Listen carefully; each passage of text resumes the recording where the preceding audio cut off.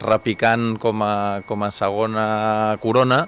en el sentit de que a Sabadell i Terrassa està passant, no? La onada, diguem, va expansionant i, per tant, està passant un fenomen semblant en què els lloguers estan arribant als 900.000 euros i, per tant, en aquesta segona corona, ja fora l'àrea metropolitana, estem rebent un impacte d'una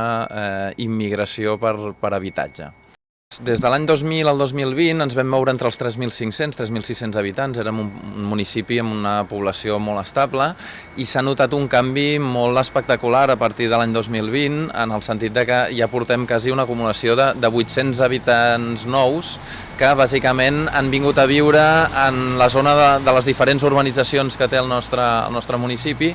i on als anys 80 i 90 eren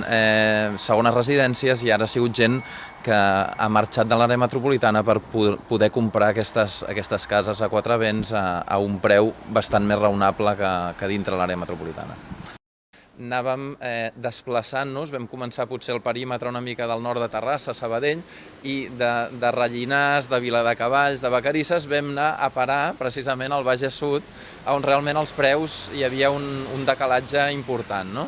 I per tant és un clar exemple en què jo em poso en la pell de tots aquests habitants nous que hem tingut, en general a la comarca, però també evidentment al municipi, que hem acabat desplaçats per un tema del preu de l'habitatge.